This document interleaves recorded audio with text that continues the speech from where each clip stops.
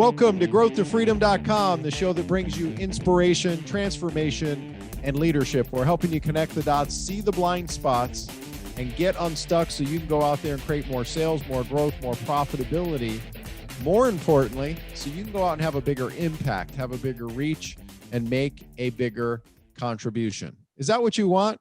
Well, if that's what you want, you are going to love today's segment. Our segment is all about selling without selling your soul, right? And we have a unique expert, a definitive expert in this category because she has, walked the talk. In fact, she built a company going from $0 to $15 million in business in less than 18 months and has done over $600 million in corporate sales leadership in a couple decades. She's also going to share a key, unique moment, April 15th, 2011, and how it changed and transformed her entire perspective on how to build a business, how you can build a business, how you can get away from burnout, feeling overwhelmed, feeling like, oh my gosh, to make sales, I might have to sell my soul. Well, guess what? You don't have to. And sales does not have to be a 4 or 5 letter dirty word. It can actually be good and it can be healthy. Her name is Susan McVea. Susan, welcome to the show. How are you? I'm great. Thank you so much for having me, Dan. I'm really excited to be here and chatting with you on this topic. Absolutely. And we got to give a quick shout out to Kevin Thompson and Jules Duncan with their community Tribe for Leadership, which is how we got connected as well. So Kevin, there you go. By the way, if you want to hear our interview with Kevin, like it seems like decades ago we did that interview, but you can go to growthtofreedom.com, look in the episode list, search Kevin Thompson. What an amazing interview talking about how to connect with high-profile people in a really cool, elegant way. You'll get a lot of insights from that. By the way, if you want to come back to this episode, you can go to growthtofreedom.com/305. That's growthtofreedom.com/305. If you never want to miss an episode, go to growthtofreedom.com/subscribe. So Susan, I want to dive right into it. Selling without selling your soul. Let's talk about this. Like, why are you passionate about this topic? Why is it important to you? Why are you doing what you're doing? Because I'm the most unlikely salesperson you will ever meet. In fact, for most of my childhood, I hated sales. I hated the word sales. I knew that my friends were getting retail jobs as salespeople and they were making a lot of money, but I just couldn't bring myself to do it. And although my parents had a grocery store, I mean, they were entrepreneurs, immigrants to Canada, and that's how I grew up. I never equated selling with what they did. Isn't that funny? Like, yes, clearly as business people, they had to be selling in order to make money. But there was a really big disconnect for me. And when I ended up stumbling into a corporate job straight out of college, and I realized, oh my goodness, I have to sell? Wait, I thought, no. I thought this was customer service. I thought this was totally different. And because I had rent on the line, I really had no other option and I had to make it work. And so because of my frustrations and my challenges in having myself kind of walk the talk and realizing that sales isn't something that you do to people. It's something that you do for people, right? It's being of service. And that for me is when everything changed. The moment when I realized, aha, wait, I've done this since I was a little kid, right? I've wanted to help people and I've wanted to give them products and services and solutions that could help change their lives, could make life even brighter. When we would be putting together like lemonade stands as most little kids do, right? Yep. Yes, the money was fun, but it was more about you're thirsty. Like, I want to give you something to drink. It's a hot day. Made sense, right, at the time. And so I never connected all these dots of the things that had happened through my life. And I know that for me, because I kept thinking sales, ooh, and the movies don't make it any easier, right? They always have stereotypical, sleazy car salesman types that are just all over you trying to force you to buy something. And then when we think about even the like the phrase, I could sell ice to an Eskimo, like who would do that?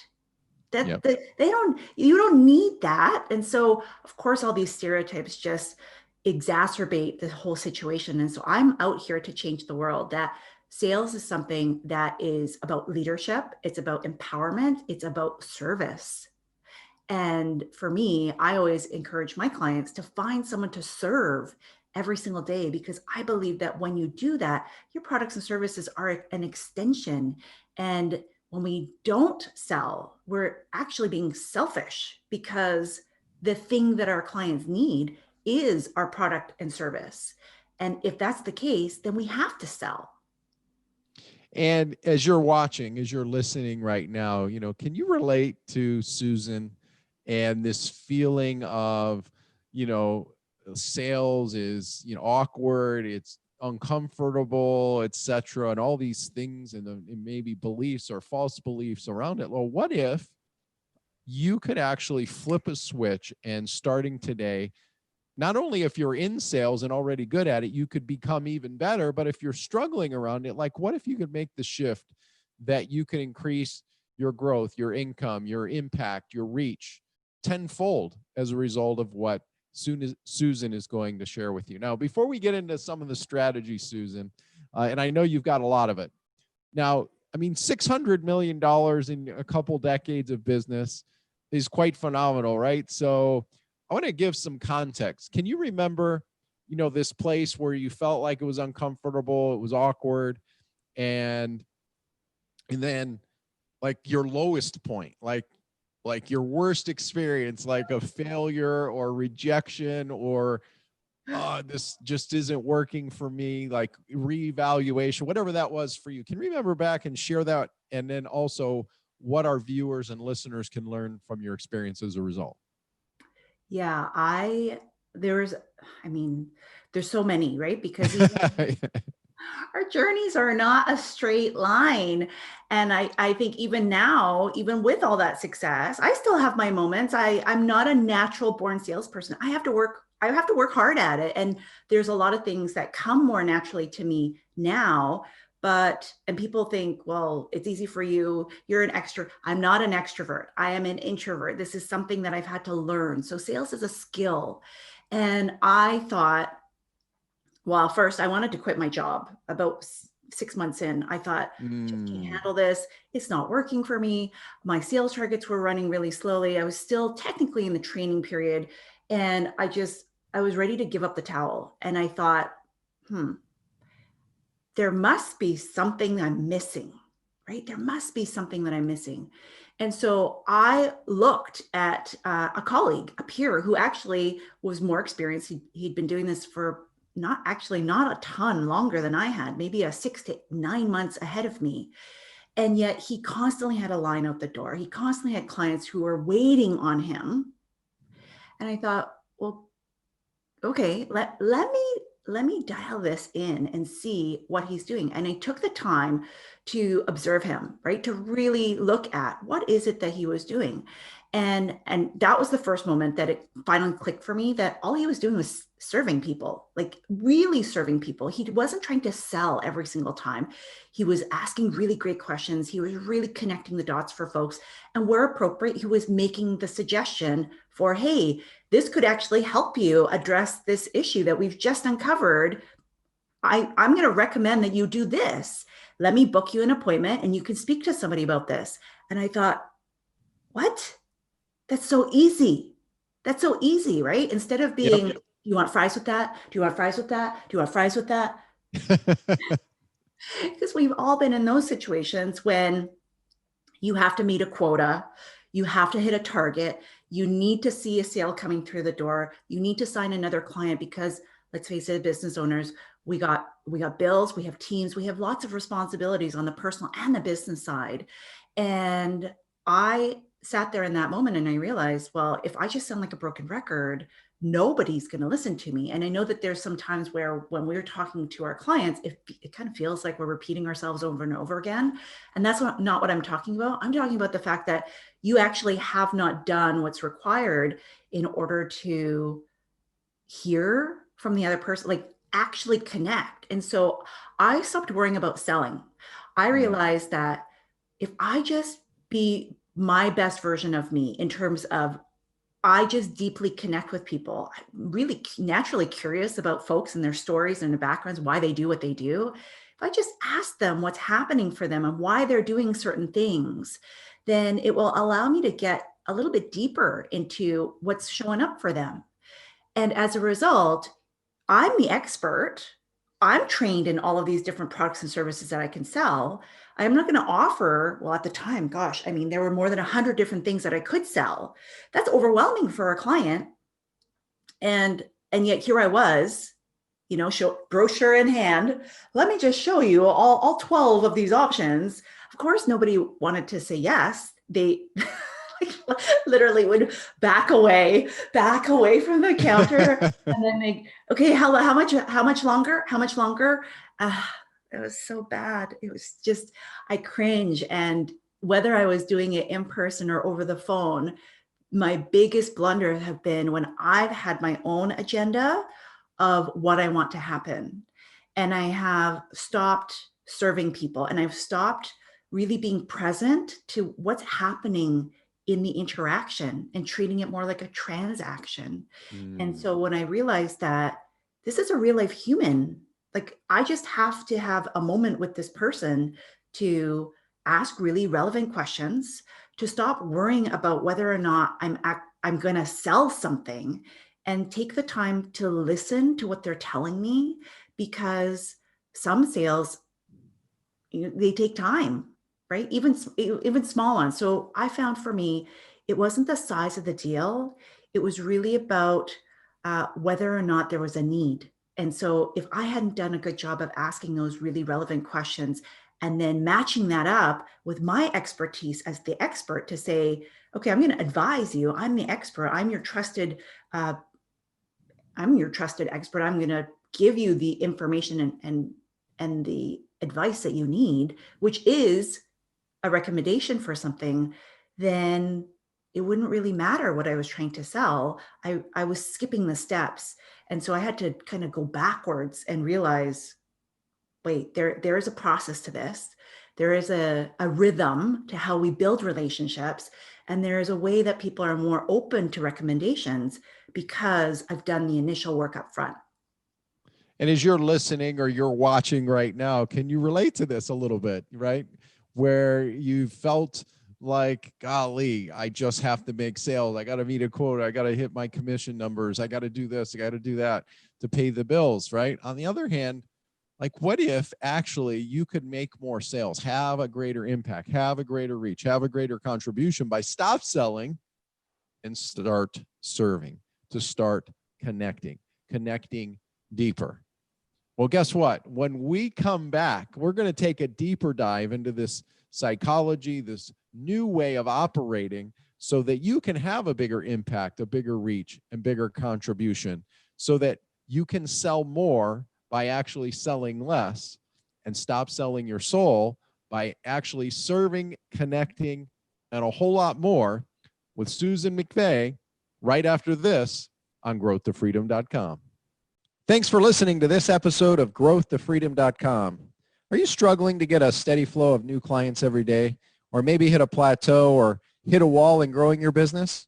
Well, let's help you solve this problem today. Let's review your business and have a conversation. You can do that for free today at breakthroughstrategycall.com. That's breakthroughstrategycall.com. In addition, if you're looking for a simple way to implement some of what we've been talking about in today's episode, then I want to encourage you to get our free small business toolkit. You can get that at activate.breakthrough3x.com. That's activate.breakthrough3x.com. If you'd like access to the special resources and all the show notes for this special episode, make sure to visit growthtofreedom.com. Welcome back to growthtofreedom.com. Now, Susan, as you've shared your story, right, of where you've been and, some of the challenges you've had. What are some of the big mistakes that you see a lot of people making in their journey of selling? Maybe there are, new and getting started, and maybe it's two different, responses to this, or maybe they've had some success, but hey, let's face it, the world has changed. Like the world has changed, especially in the last 9 months. Like what mistakes do you see people making and what can they do to shift it? Yeah, absolutely. So I think the biggest mistakes are actually really common between both, because at the core, we're all human, right? And our human Yes. Yeah. nature and our human behavior is very much dialed towards safety and security, right? Like Maslow's hierarchy of needs. And as a result, when we're threatened, when we feel like, oh my gosh, my back is against the wall, because our lizard brains go towards the doomsday predictions, right? Even though it might not be true, it's like, gosh, you're kind of staring at 0, 0, 0, 0. Like, when is a client going to say yes? When am I going to get that next person? And you automatically jump to worst case scenario, which is I'm going to be homeless and dead. Right. It's like all of a sudden your brain goes there. And so when we really dial it down, the biggest mistakes that I find is that we are not number one is that we don't follow a process. Mm. We do not follow a process, which means that we have no way to repeat success. And whether you're the person selling or perhaps you've already had success and you're thinking, okay, great, I'm going to now hire salespeople, because I keep hearing this right now too, is okay, like I've done what I need to do. I have so many things. I'm going to just hire somebody. And my number one question is always, awesome. Do you have a process? And so if you don't have a process, it's really hard to create repeatable success. And it's really hard to benchmark where you need your results to be. So I would say that is singularly like the biggest issue that I see across the board. The second piece is that we kind of resign ourselves to the fact that for whatever reason, sales is an area where most folks feel like they can't get any better. Right? It's just, Right. it is how it is, Susan. Like if I get a 10% or 20% or maybe a 25% conversion rate, like I'm laughing. That's awesome. And I say, but I mean, you're already working so hard with your marketing efforts and maybe some of your other referral partners or joint venture affiliations and things like that to get that flow in your pipeline, into your funnels. Like there's so much focus on more leads, more leads, more leads. And then you're expecting sales to kind of win the day and all of a sudden bring in this whole rush of business. But that's not always going to happen. And yet here, if we could focus more on the quality of the conversion process, but the conversion, but integrating that with your marketing, right? And so number two would be looking at making sure that you actually are able to increase your results once you get a qualified lead, once you get a qualified customer. What happens in order to get the yes, right? And can you handle objections? Can you, do you have a process in place for follow-up? Like, what does that look like? If somebody is not ready, because let's face it, I would say that for the most part, 3% of the market is like hot and ready right now. And yet we're trying to get the 97% to buy now. Right? And what happens to those 97% if you are able to build a relationship and to make sure that you're nurturing them appropriately? So when we look at number one, process, number two, what does the actual conversion look like? And can we increase and boost those results such that the same quantity of leads, you, instead of getting 10 or 20%, what if you could get 40, 50, even 80 or 90%, right? That is 100% possible. And then the other piece is your sales and your marketing are totally opposite or incongruent, or they just don't talk to each other. And whether you're the one doing it all, or you have teams, sales and marketing and customer service, because that is also a piece of this entire end-to-end sales process from my perspective, then things feel incongruent for your customer. So it becomes a very jarring sort of experience if your marketing is promising one thing, but then your salesperson, that could be you, is not communicating in the same way. And then it's not also what's being delivered. That increases your refunds, your customer service issues, like all kinds of things. And it prevents your clients from becoming repeat customers, which really, we all want more repeat customers because the heavy lifting has already been done. And so if we make sure that all of these pieces really come together in a way that's cohesive, but also congruent for you as either the business owner who's selling or the salesperson who has to sell for somebody else, then you're going to see your results become more consistent and ultimately increase, which, let's face it, we all want to do better with less. and why work harder than we need to? And as you're listening or watching right now, like what would happen for you if you just focused on getting, little incremental improvements, call it 5% improvements in your process, 5% improvement in your conversion, 5% improvement in the alignment end to end with your sales and your marketing? How would it change the game for you? How would it shift your business? And here's the more important question. What's it costing you if you don't? Right? What's it costing you in freedom and peace of mind and getting out of the day-to-day, right? I mean, as a business owner, especially, or a founder, don't you want to get yourself out of having to be in this role of constantly being the main or only rainmaker in your business? Well, if you want to make that transition, start focusing on these three things: the process, conversion, alignment. And what would it do for you? Just imagine being able to bring in a couple talented people because you had a process, because you had a proven conversion method that they could replicate and duplicate, and your marketing and your sales were in alignment to help them, to help bring fuel. And you could stay in your sweet spot. You could be at home with your family or just, if you love being in your business, you can spend more of the time in your sweet spot, in your genius zone, being energized instead of depleted, feeling the weight. And why do I say this? I've been there, done that. And, it's no fun to be able to do. Now, Susan, as you think about like these pivots, these shifts that have happened over the last, 9 months, and the world has changed, buying behavior has changed, buying, decisions are made a lot differently today than they were just 9 months ago. And it's going to likely continue. Like, what would you say, one of our themes that we use, you're just one breakthrough away, right, from that next level breakthrough. Like, what would be 1 to 3 things that you've seen in the shifts over the last few months where you go, here's a couple key things that are going to have immediate results for you to help you get closer to that next level breakthrough? What would those be? Yeah, I would say that right now, there has been no time that I've been alive where every single person pretty much around the globe, it has had the same kind of impact, right? So I know a lot of times we have to do that market research and we're trying to think like, what is my ideal client? What is my avatar really thinking? What are they wondering? Like, what are they dealing with? What are they struggling? So that you can enter the conversation in their mind, right?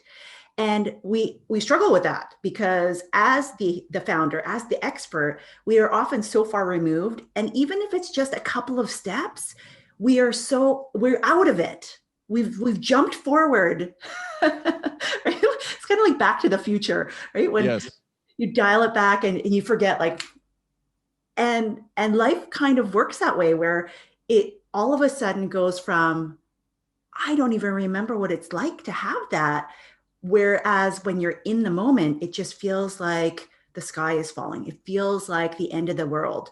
And here we are in a situation where probably most of us could have never imagined. And even when we were here back in March, we thought, well, surely this will pass. Surely this will, we'll turn the corner. In a couple of weeks. Right? Extended vacation, maybe a month. And here we are months later with really kind of no real end in sight. And we have to now figure out our new normal. And this, and funny enough, I mean, I had a very similar situation. You mentioned the date, April 15th, 2011. That's kind of similar to what happened to me. Like I had this breakdown moment. And I want us to all remember that right now, our customers are essentially having breakdowns all the time, like all the time, because they're dealing with so many new things and new stresses that even if they have been around since March, it's still it's still new, right? Human behavior changes really, really slowly, which is Yes. why habits are so hard to implement. And so what I want us to remember is that, and I've talked about Maslow's hierarchy of needs already, I'm going to mention it again, because I think if we really go back to what is it that our clients are thinking about right now, it all comes down to safety, right? Every Yep. single one of us. If we think about what are the things that are stressing us out right now, I'm going to guarantee you across the board, whether it's related to the pandemic or a spin-off of that, it's going to come down to our basic core needs of Maslow's hierarchy of needs. So go ahead and Google that, but you're going to see like if we can't address our basic needs, we can't move into the highest need, which is self-actualization. Like, so, you know, becoming your highest self. That's great. And you can still use it in your marketing and your positioning. But if you aren't addressing the fact that people are worried about their loved ones who are dying, people are worried about whether or not they can put food on the table, people are worried about whether or not their kids can ever have and see their friends again because perhaps they're not able to go to school or it's limiting the way that they interact with other fellow human beings. Those are real things that and pressures that we are all as human beings facing right now. And if you don't, and this is not about like, you know, just tweet, like just milking it. That's gross. That's icky. That goes Yep. into sleazy territory. But you do need to be mindful of it. You do need to kind of just make sure that you address that. And if you don't, you're still going to come off as tone deaf, right? And I think it's really important that we recognize that whether you're selling business to business or business to consumer, there is a real life human being that is being impacted. And the more that we can just, again, I'm going to go back to connection. And I think sometimes we overcomplicate things with the automations and the funnels and all of the different strategies. And believe you me, I have not sold millions of dollars without having that in place as well. But at the core of this, it doesn't matter how fancy all of that is. If it feels like you're talking at people, like if you're just talking, and you're not giving people an opportunity to be heard, to be understood, and to be recognized that this is a different moment in time. And how can I be of service to you? And how could my product still help you? And if right now you're thinking, gosh, Susan, like I only sell really, really high end luxury goods or high ticket or a certain dollar value, people are still buying. People are still buying lots of stuff. So don't use this to be scared of selling, to be scared of building your business. It's just more about, and it's a subtle nuance. It's really about making sure that you don't forget that there's a human being that is struggling with day-to-day things. And if your products and services can help improve their lives, which, hello, I know that if you're listening right now, your stuff does, then you should still be unapologetic about going out and finding people that need those services and talking to those folks and really making sure that they understand how this can help them in today's context, right? So we have to place what you do in the current environment, recognizing that right now we're all kind of making it up as we go along. You know, Yes. we're all just trying to figure out what is this new normal. And when people are stressed, they make different decisions. So our role as the guide, as the expert, as the mentor, as the trusted advisor is really to recognize and acknowledge that and make sure that we address how our products, how our services are still relevant given what's happening today. And I think that's important moving forward always. But I think sometimes we get so caught up in the shiny objects, right? New strategy, new tactic, new, brand new thing over here, that we get so caught up into the logistics of how we set these things up inside of our business that we forget that the click and that, PayPal notification or that new order that came through is attached to a real life human being. Yes. And as you're watching or listening right now, are you connecting with what Susan is sharing with you?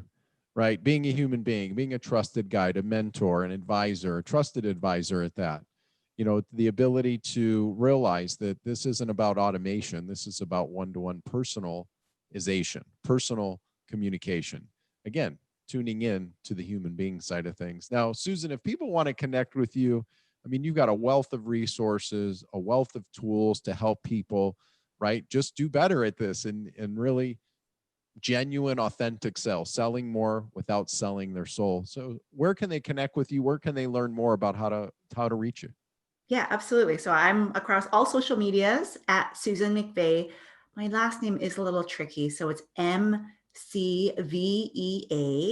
I also have my own podcast, Master the Sales Game, and I do weekly episodes on all things sales to help you move your business forward and stop getting stuck over this thing. But I know that the number one thing that clients come to me with, regardless of where you are in your business, and especially right now, because let's face it, we just talked about the fact that I don't know if it's still okay for me to sell. I feel uncomfortable. And I've said, please go forward. Please sell unapologetically and give your service to the world. There still may be that little bit of you that feels like, but what if they actually can't afford it? Right? What if they can't afford it? I would love to give you my free resource that is all about turning those I can't afford it into sign me up. There's 3 specific strategies, actual words that you can use, because I know sometimes we stumble over, what do I say? How do I say it, Susan, when I'm stuck there in a conversation and I don't want to be pushy. I don't really want to have that full money conversation either, but how do I still maneuver through in a way that's still of service and in integrity to who I am? So I would love for you to grab that gift at susanmcvea.com/growth. And that should be able to help you on your very next conversation. And if you do use it, please feel free to let me know. Tag me on social media. I would love to be able to give you a shout out because I love my action takers as well. And if you're looking for a way to sell more without selling your soul, to be able to connect, to be that guide, that mentor, that leader, that trusted advisor, and do it in a way that's cool, it's not sleazy, and it really connects to the human being side of things, and that's works for you, I encourage you, go check out what Susan is doing. Go to susanmcvea.com. If you want to take advantage of this incredible resource of handling price objections, go to susanmcvea.com/growth. That's susanmcvea.com/growth. Oh, and by the way, if you're driving right now and you're like, oh my God, I want to get this, you can come back to this episode and all the links will be in the show notes. You could do that at growthtofreedom.com/305. That's growthtofreedom.com/305. Now, as we wrap this up, Susan, there's so many things I want to ask you. When you were a kid, can you think back to like this place when you were a kid, you're introverted? Like, what was a turning point for you when you kind of thought, oh, okay, I'm going to go this path of business and or selling or what have you? Like, can you remember back to like a trigger moment or somebody who inspired you or a book or something? I'm just curious. Yeah, well, Dan, I never wanted to be in business and I never wanted to be in sales. So I stepped into this entrepreneur world completely by accident. And so I will say that for me, the person that, and this will sound very cliche, I mean, aside from my parents, because they were extremely good role models for me, just in cementing work ethic and what was possible, and giving me a lot of hidden lessons, right, in sales and marketing that I didn't even realize. Like as a kid, you just soak everything by osmosis, that I still utilize today. I even just had a realization the other day where I thought, oh my gosh, I helped my parents with their pricing strategy when I was a kid, in order to be able to help them make more sales. I never connected the dots. But the big thing of how I do what I do and why I do what I do is Oprah. And I know that might sound really odd. And I mentioned her when I was on Entrepreneur, but I remember growing up, and because my parents worked all the time, I came home and my grandma helped raise us. And so me and my sisters, we would come home after school and I would sit at the coffee table eating my snack and watching Oprah. And Oprah was a huge teacher in my life for all the things that I wanted to do. And I remember it was one story in particular that got me just super fascinated with wealth, with building wealth. And funny enough, I ended up in a corporate career in finance without ever planning to do that either. And I remember it was an episode about, I think it was supposed to be on retirement or something, but she had a school teacher on. This school teacher had worked for 23 years more and was just retiring, but this school teacher had never made more than, I think it was like $23,000 or $25,000. It wasn't very much money, right? It wasn't very much money. And I know that when I was little, I thought that because my parents weren't super wealthy, in order to have a lot of money, I had to make a lot of money. I had to, work really, really hard and make a ton of money. And yet here was this school teacher, freshly retired, who had retired a millionaire. And my mind was just like, what? What do you mean? Like she had never made more than $30,000 a year. And yet she had worked hard, been really diligent, and done all of these things. And now as a business owner, I realize, well, gosh, I can expedite that. Because if I can do all of the things that she did, but also make more money, well, goodness, that's like pouring gas on the fire. And I saw that through my sales career as well. I mean, so if you're a business owner right now and you're thinking, gosh, I have to hire a salesperson, I have to pay how much? Without sales, you don't have a business. That is the lifeblood of our cash flow, is the ability to generate sales. And that's what generates that whole Rainmaker category, right? Yes. And I remember thinking, I want to be like Oprah, not in having a show or anything like that, but I want to change people's lives. I want to teach. I want to serve.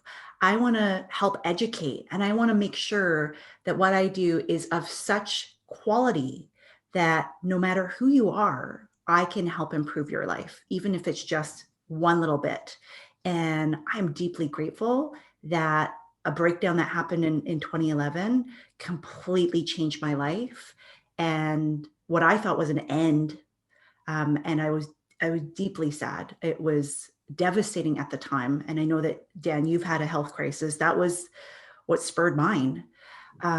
I could never have imagined that would have led to this, and that we'd be having this conversation right now, because I, like that school teacher, I thought I was going to retire from corporate. I thought I was going to retire doing something else that I really loved, but doing it for somebody else and building businesses for somebody else and making a lot of money for someone else, and not having the opportunity to reach now, hundreds of thousands of people. Like I'm overwhelmed. And I'm deeply grateful, because I know that the things that I didn't even realize happened through all my life, they all matter. They all count. They all make a difference. And they all come together in such a beautiful way to now help me help the people that I serve. And I know that somewhere, if someone's listening, like there's going to be some moment for you where you don't even know that it connects, right? I think it's the Steve Jobs quote that says, like, you can only connect the dots looking backwards. You can't do it looking forwards. Yep. And even still now, I'm still connecting more dots, because I realize how all of these things are beautifully working together. And and so it's been quite the ride to realize that moment when I was a kid watching Oprah, I'm having my own version of my Oprah moment every single time that I get to help somebody now in the thing that I do. And if you want Susan's help, and I hope you do, and especially as it relates to selling, and especially as it relates to selling in a cool way, go check out what she's got available at susanmcvea.com. That's susanmcvea.com. If you want to pick up the resource right now, right here, right now, why wouldn't you? Right? Do you ever struggle or ever deal with price objections, or have your team, customer service people, service techs, any type of person in your company dealing with price objections? Then go get this amazing free tool, susanmcvea.com/growth. That's susanmcvea.com/growth. Susan, what are 1 to 3 action steps that you hope our listeners, our viewers take from our time today? I hope that right now you're thinking of a way to be able to connect with your audience, to connect with your clients, even if that's just sending out an email saying, "How are you? Like, is everything okay today?" Because I think, again, if we go back to what I've shared earlier, we're all so overwhelmed with the things that are happening in our lives that people aren't taking the time to actually reflect and pause and check in. And I know that right now you're thinking, but I have to make sales. I know, but I'm going to tell you that the more that you serve the people, the more that you really focus on building those relationships, and the more that you're able to really connect the dots for them and be there for them, that they have an opportunity to be heard and recognized, that whether they make a sale with you today or tomorrow or down the road, or they refer you to somebody who needs your products and services, it all starts with one single conversation. And so if you can find someone to serve, so number one, go and find someone to serve right now. And whatever that looks like for you, it could be as simple as sending a text message, an email, picking up the phone, showing up on social media, or wherever is going to be the most natural for you. The second piece is to really think about how is your product and service still relevant for your customer today? And how are you giving context to what you're doing, right? And if you do have some automation, can you address and just tweak? And it doesn't mean you have to rewrite the whole funnel or change all the sequence, not at all. But maybe you just add a couple of things in there saying, hey, I wanted to check in and just make sure, is everything okay? If you ever have a question, just hit reply and let me know. I'm here for you, right? And it could just be adding that one little slice in there. And then the last piece is to make sure that you keep selling because the economy needs it, right? We're not out of the woods yet. It is very important. Again, I mentioned my background is in finance. We've gone through these ups and these downs. This too shall pass. It's just a matter of when. And we have to make sure that if you and your business provides a necessary service, then you have to keep selling. You have to keep promoting. Do it in a different way. Absolutely. But don't lose sight of the fact that there's still people buying. Your service, your product and service is here to make a difference. And if you don't communicate that, if you don't show up, if you don't promote, if you don't market and sell, you won't be around, unfortunately, when things do turn around, when we do turn the corner. And so I want you to still be consistent in your marketing and sales. Just evaluate the way that you're doing it today. She's Susan McVea. I encourage you, go check out her resources right now, right here. Go to susanmcvea.com. That's susanmcvea.com. Take advantage of the free tool, the 3 tips to handle price objections. Go to susanmcvea.com/growth. That's susanmcvea.com/growth. Susan, it's been amazing to have you with us. Amazing. Thank you so much. It's been so much fun. Awesome. So I want to encourage you, take action with what Susan has shared with you. I've got 3.5 pages of notes here. Remember that selling is not what you do to someone. It's what you get a chance to do for someone. What would have to happen for you to show up as a servant leader, to show up as a guide, as a mentor, as a trusted advisor, as a leader, to empower them, to give them deeper service, to show up in connection, focused on the human being side of thing, going even beyond the avatar to really tune in to, like, where are they? What are they dealing with? What are they worried about? What are their fears? What's important to them right now? Maslow's hierarchy of needs: safety and security at a base level? What can you do to make the shifts that you need in your languaging and your communication? What can you do applying these 3 steps that she just shared with you to take action on, and a whole lot more? So I encourage you, take action. And by the way, if you know a founder, you know a CEO, you know a business owner, you know someone in sales that could get value from what Susan has shared, guess what? It's real simple. Just share this episode with them. You can come back to this episode at growthtofreedom.com/305. That's growthtofreedom.com/305. You want to share all our episodes, you can do that real easily at growthtofreedom.com/subscribe. That's growthtofreedom.com/subscribe. Are you going to take action with this? Or are you just going to let it sit there and kind of simmer? I encourage you. Results happen by taking action and implementing a whole lot faster, easier, and better. If you want to have a bigger impact, you want to have a bigger reach, and also make sure that you're meeting your needs, meeting your security, helping your family most, start selling and start applying what Susan has shared with you. Seize the day. Make it a great week. We'll see you next time on growthtofreedom.com. Thanks for watching. Thanks for listening to this episode of growthtofreedom.com. Are you struggling to get a steady flow of new clients every day, or maybe hit a plateau or hit a wall in growing your business? Well, let's help you solve this problem today. Let's review your business and have a conversation. You can do that for free today at breakthroughstrategycall.com. That's breakthroughstrategycall.com. In addition, if you're looking for a simple way to implement some of what we've been talking about in today's episode, then I want to encourage you to get our free small business toolkit. You can get that at activate.breakthrough3x.com. That's activate.breakthrough3x.com.